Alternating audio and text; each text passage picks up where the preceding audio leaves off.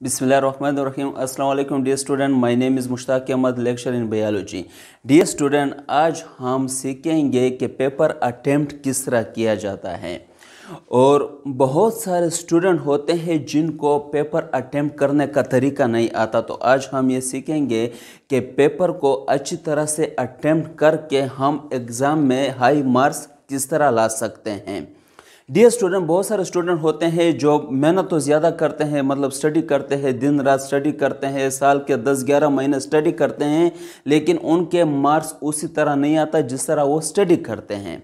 वो इसलिए नहीं आते क्योंकि उनको पेपर अटेम्प्ट करने का सही तरीका नहीं आता, वो पेपर सही डिलीवर नहीं कर सकते, तो जिसके बेस पे उनके मार्क्स नहीं आते।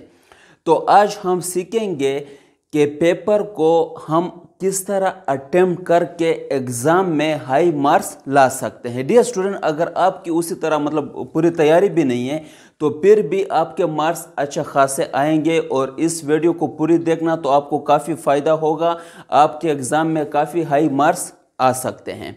नो डियर स्टूडेंट, आज मैं आपको कुछ पॉइंट्स देने वाला हूँ, और इन पॉइंट्स को आपने दिमाग में रख कर, माइंड में रख कर पेपर में इन पॉइंट्स को फॉलो करना है। जब आप इन पॉइंट्स को फॉलो करोगे तो इंशाल्लाह आपके जो है वो हाई मार्क्स आएंगे पेपर में। ये स्टूडेंट, जो पहला पॉइंट है वो क्या है? पहला पॉइंट जो है वो आपने फॉलो करना है पेपर में, और वो क्या है? Neat and clean. आपका पेपर क्या होना चाहिए? नीट एंड क्लीन होना चाहिए। इसका क्या मतलब है डियर स्टूडेंट? इसका मतलब ये है कि आपका पेपर जो है वो साफ़ सुथरा होना चाहिए। अब साफ़ सुथरा से क्या मुराद है? कि आपका पेपर रीडेबल होना चाहिए, यानी कि एग्जामिनर उसे रीड कर सकता हो। डियर स्टूडेंट, बहुत सारे स्टूडेंट इस तरह होते हैं कि जिनके पेपर जो है उनकी जो राइटिंग है वो इस तरह होती है कि उनको खुद भी समझ नहीं आती। तो अगर इस तरह पेपर आप लिखोगे और एग्जामिनर इस पेपर को रीड आउट करेगा, जब चेक करेगा तो उसका तो बीपी हाई हो जाएगा, और बीपी हाई होने की वजह से वो 10 के बजाय आपको 5 नंबर देगा, यानी 10 के बजाय वो आपको 5 नंबर देगा। तो ऑटोमेटिकली जो आपके जो मार्क्स है वो कम हो जाएंगे। तो डियर स्टूडेंट, आपने सबसे पहले यह ख्याल करना है कि आपकी जो लिखाई है वो साफ़ सुथरी होनी चाहिए, हर एक वर्ड जो है वो अलग अलग होना चाहिए और आसानी हो, ताकि एग्जामिनर जो है उसे आसानी से रीड आउट कर सके। और जब वो आसानी से रीड आउट करेगा तो ऑटोमेटिकली वो आपको अच्छा नंबर देगा, उसका बीपी हाई नहीं होगा। ये स्टूडेंट, जो सेकंड पॉइंट है वो क्या है जो आपने माइंड में रखना है? वो क्या है? ड्रा दी मार्जिन लाइंस। आपने मार्जिन लाइन जो है वो ड्रा करना है। इसका क्या मतलब है डियर स्टूडेंट? कि जब आप एग्ज़ाम हॉल में इंटर होते हैं और आपको पेपर और आंसर शीट मिलता है, क्वेश्चन पेपर और फिर आंसर शीट मिलता है, तो आप क्या करते हो? स्केल के साथ मार्जिन लाइन ड्रा करते हो। फॉर एग्ज़ाम्पल, ये मेरे साथ क्या है? एक पेज है, तो इस पेज के साइड पे हम क्या करते हैं? मार्कर के साथ मार्जिन लाइन को ड्रा करते हैं, इसको कहते हैं मार्जिन लाइन। इसका फ़ायदा क्या है? एक तो इससे आपका जो पेपर है, जो शीट है, आंसर शीट है, वो खूबसूरत लगती है, और दूसरा जो है ये एक फिक्स पॉइंट है, यहाँ तक आपने लिखना है, फिर आपने वापस आना है, फिर यहाँ तक लिखना है, फिर आपने वापस आना है। नो डियर स्टूडेंट, ये आपके हो गए 2 points. No dear student, number 3 पे जो पॉइंट मैं आपको बताने जा रहा हूँ ये सबसे ज़्यादा इम्पॉर्टेंट पॉइंट है। ये पॉइंट क्या है? प्रॉपर हेडिंग देना। प्रॉपर हेडिंग देना।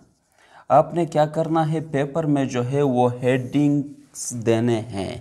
अगर आपके पेपर में हेडिंग्स नहीं होंगे तो आपका एक तो पेपर अच्छा नहीं लगेगा, और दूसरा जो है वो आसानी से एग्जामिनर को पता नहीं चलेगा कि इसने आंसर में क्या चीज़ लिखी है। हेडिंग जो है ये बेसिकली क्या करता है? ये आपके जो आंसर है उसको ये खूबसूरत बनाता है। एग्जामिनर को आसानी से पता चल जाता है कि इसने आंसर में क्या लिखा है, ये मुझे क्या बताने जा रहा है। तो फॉर एग्ज़ाम्पल, ये एक पेज है, तो यहाँ पर आपने क्या करना है? इस पेज पे ये फॉर एग्जांपल क्या है, सवाल है। तो सवाल के बाद आपने जो है सवाल, और एक बात यहाँ पर और याद हो, दिमाग में हो, आपके माइंड में हो कि आपने जो क्वेश्चन लिखना है वो आपने ब्लैक मार्कर से लिखना है, और जो हेडिंग्स देने हैं वो आपने ब्लू मार्कर से देने हैं। ये स्टूडेंट के जो नंबर स्लिप होते हैं इसके बैक साइड पे या इसके नीचे लिखा होता है कि allow only black and blue marker. सही है, ये दो मार्कर ही अलाउड होते हैं, बाकी ये जो कलर पेन है या रंग बिरंगे जो मार्कर है ये आपने यूज़ नहीं करने। तो बेसिकली ब्लैक मार्कर से आपने क्या करना है, सवाल लिखना है या क्वेश्चन का नंबर देना है, और ब्लू से आपने क्या करना है, हेडिंग देनी है। अब हेडिंग जो है आपने यहाँ से, मतलब यहाँ पर आपने आंसर लिख लिया, तो आंसर के आगे यहाँ पर आपने क्या करना है, सेंटर में आपने हेडिंग देनी है। फॉर एग्जांपल मैं यहाँ पर हेडिंग दे रहा हूँ बायोलॉजी, तो ये हेडिंग मैंने दे दी। अब हेडिंग को और भी आप थोड़ा सा खूबसूरत बना सकते हो, इसके साइड पे थोड़ा सा डिज़ाइन देकर। सही है, यहाँ पर जिस तरह मैं डिज़ाइन दे रहा हूँ, सही है, तो इस तरह थोड़ा डिज़ाइन देकर आप हेडिंग को थोड़ा और भी खूबसूरत बना सकते हो। अच्छा, बाद स्टूडेंट क्या करते हैं कि डिज़ाइन जो है वो हद से ज़्यादा देते हैं, जिसकी वजह से जो है पेपर साफ़ नहीं लगती, क्लीन नहीं लगती। सही है, तो आपने इस तरह भी नहीं करना कि डिज़ाइन आपने हद से ज़्यादा बनाना हो। मतलब सिंपल तरीके से आप इस तरह डिज़ाइन भी दे सकते हैं ताकि आपका पेपर जो है वो अच्छा लगे और एग्ज़ामिनर के ऊपर इसका इम्प्रेशन जो हो वो अच्छा हो। जब इम्प्रेशन अच्छा होगा तो ऑटोमेटिकली वो जो है हाई मार्क्स आपको देगा। यानी वो अगर 6 मार्क्स देता है तो अगर आपके 6 मार्क्स बनते हैं तो वो ऑटोमेटिकली आपको 8 या 10 नंबर भी दे सकता है अगर उस आपका इंप्रेशन अच्छा हो। डियर स्टूडेंट, यहाँ पर एक और बात मैं आपको बता दूँ कि देखो, एग्जामिनर के सामने आपका पेपर होता है, आप वहाँ पर नहीं होते। आप पूरा साल मेहनत करते हो, स्टडी करते हो, तो वहाँ पर जब आपका पेपर जाता है तो वो पेपर बताता है कि आपने स्टडी की या नहीं की। तो अगर आप अच्छी तरह से पेपर साफ लिखते हो और हेडिंग्स देते हो अच्छी तरह से, तो वहाँ पर आपकी जो मेहनत है वो शो होगी एग्जामिनर को, क्योंकि एग्जामिनर तो आपको नहीं देख सकता ना, उसने पूरा साल आपको देखा है कि आपने घर में स्टडी की है, कितनी स्टडी की है। तो कोशिश करो कि हेडिंग्स ज़्यादा दो और ऐसे हेडिंग्स दो जो रेविलेंट हो, जो इरेविलेंट हो वो हेडिंग्स आपने नहीं देना। नंबर 4 पे जो पॉइंट है डियर स्टूडेंट, नंबर 4 पे जो पॉइंट है वो क्या है कि आपने फिल द पेज। सही है, आपने जो है वो पेज को फिल करना है। अब पेज को फिल किस तरह करते हैं, फिल द पेज, इसका क्या मतलब है फिल द पेज? इसका मतलब ये है कि फॉर एग्जांपल ये एक पेज है, सही है, इस पेज पे मैंने आंसर शुरू किया और इस पेज पे मैंने आंसर शुरू किया, तो अगर ये आंसर 75% तक आता है, पेज को ये 75% तक फिल करता है, तो आपने नेक्स्ट पेज पे आप जा सकते हो, नेक्स्ट पेज पे आप सवाल लिख सकते हो। लेकिन अगर 75% तक आपका पेज फिल नहीं है तो आप इसी पेज पे दोबारा, मतलब जो दूसरा सवाल होगा, जो नेक्स्ट क्वेश्चन होगा वो आपने लिखना है। बहुत सारे स्टूडेंट ये गलती यहाँ पर करते हैं कि वो आधा पेज लिख लेते हैं। फॉर एग्जांपल उनका पेज क्या होता है, हाफ होता है, यहाँ तक लिख लेते हैं, फिर वो इस पेज से आगे दूसरा नया पेज स्टार्ट करते हैं, तो ये गलत इंप्रेशन जाता है। यानी एग्जामिनर को ये लगता है कि ये तो मुझे बेवकूफ़ बना रहा है, कि मुझे ज़्यादा आता है, इसने ज़्यादा पेज भरने की कोशिश की है। तो एग्जामिनर बेवकूफ़ नहीं है, तो आप उसे बेवकूफ़ ना बनाओ। सही है, आप पेज को पूरी तरह फिल करो। अगर फिर भी फिल नहीं होता पूरी तरह, तो 75% जब आपका पेज फिल हो और आपका क्वेश्चन कंप्लीट हो जाए, आंसर कंप्लीट हो जाए 75%, तो फिर आप नेक्स्ट पेज पे दूसरा सवाल स्टार्ट कर सकते हो। क्लियर हो गया? अगर 75% से आपका पेज कम है, सही है, तो फिर आप नेक्स्ट क्वेश्चन जो है वो इसी पेपर पे ही स्टार्ट कर लो। नो डियर स्टूडेंट, इसके बाद जो नेक्स्ट पॉइंट है, नो स्टूडेंट, नंबर 4 पे जो पॉइंट है वो क्या है, stay on the topic. Stay on the topic, आपने टॉपिक के ऊपर ही स्टे होना है, यानी कि आपने फोकस करना है कि आपसे कौन सा टॉपिक पूछा गया या कौन से टॉपिक के बारे में सवाल पूछा गया। यहाँ पर बहुत सारे स्टूडेंट क्या करते हैं, गलती करते हैं, वो ये गलती करते हैं कि उनसे सवाल कुछ और होता है और वो जवाब कुछ और देते हैं। या फिर क्या करते हैं कि फॉर एग्ज़ाम्पल उनसे पूछा जाता है कि डिफ़ाइन बायोलॉजी, सही है, तो वो सिर्फ बायोलॉजी को डिफ़ाइन नहीं करते बल्कि उनके ब्रांचेस को भी डिफ़ाइन करते हैं। इससे भी गलत इंप्रेशन जाता है मतलब एग्जामिनर के ऊपर। एग्जामिनर क्या करता है, वो तो उसने तो पैसे लिए होते हैं, वो तो आपका पेपर चेक करता है ना टू द पॉइंट। तो आपने टू द पॉइंट रहना है। ये नहीं है कि उसने डिफ़ाइन बायोलॉजी पूछी है और आप बायोलॉजी को भी डिफ़ाइन करोगे और उसके बाद उसके ब्रांचेस को भी डिफ़ाइन करोगे। इससे एक तो ये नुकसान है कि एग्जामिनर को जो है उसको उसका टाइम ज़ाया होगा। जब उसका टाइम ज़ाया होगा तो ऑटोमेटिकली उसका जो माइंड है वो काम नहीं करेगा, उसको गुस्सा आएगा, तो जिसकी वजह से वो आपको कम नंबर दे सकता है। ज़्यादा एफिशिएंसी यहाँ पर आपने नहीं दिखानी। और दूसरा ये है कि आपका नुकसान हो सकता है टाइम का। जो नेक्स्ट पॉइंट है वो क्या है, time management. Time management, time management. Time management जो है स्टूडेंट, ये बहुत ज़्यादा ज़रूरी है। बहुत सारे स्टूडेंट यहाँ पर भी टाइम मैनेजमेंट में भी गलती करते हैं। वो किस तरह गलती करते हैं कि वो टाइम को मैनेज नहीं करते।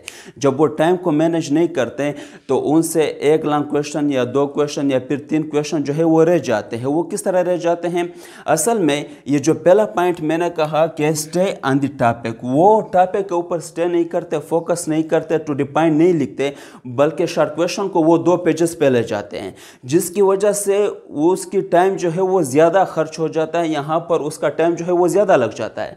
जब उसका टाइम ज़्यादा लग जाता है तो उसकी वजह से जो बाकी सवाल है वो उसे रह जाते हैं। जब बाकी सवाल रह जाते हैं तो उसकी वजह से जो है उसके नंबर ऑटोमेटिकली कम आ जाएंगे। क्लियर हो गया। तो आपने जो है जस्ट टॉपिक के ऊपर फोकस करना है। तो जब आप टॉपिक के ऊपर फोकस करोगे, टू द पॉइंट लिखोगे, तो उसकी वजह से आपका टाइम बच जाएगा। जब आपके पास टाइम ज़्यादा होगा तो आप पेपर को कंप्लीट लिख सकोगे। जब आप पेपर को कंप्लीट लिखोगे तो ऑटोमेटिकली जो आपके मार्क्स होंगे वो क्या आ जाएंगे, हाई आएंगे। नो, इसके बाद विच क्वेश्चन टू अटेम्प्ट।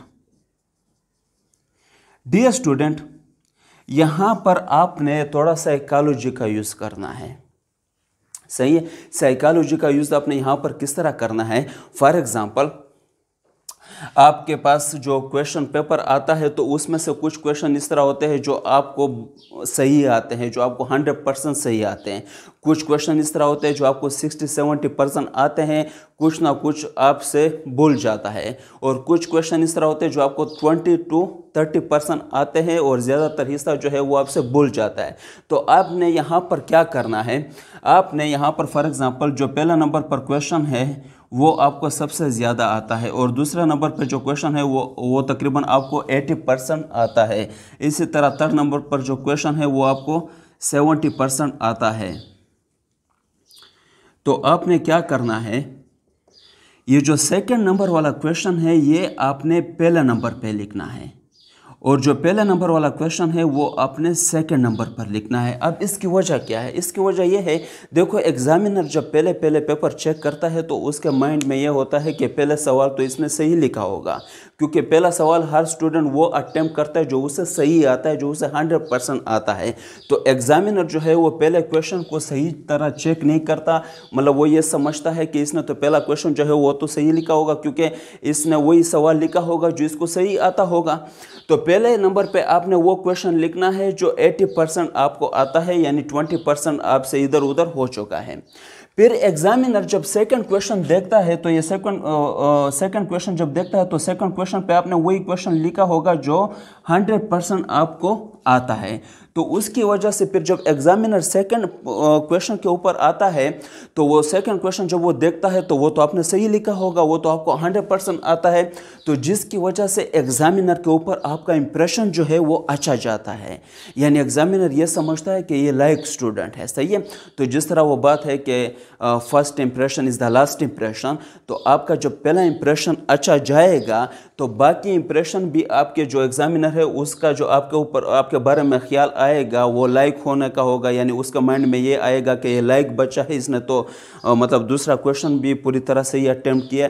तो जिसकी वजह से वो बाकी क्वेश्चन को भी मतलब इतना गौर से नहीं देखेगा, सही है, तो जिसकी वजह से वो आपको ज़्यादा मार्क्स देगा या फिर आपको ग्रेस मार्क्स देगा। क्लियर हो गया।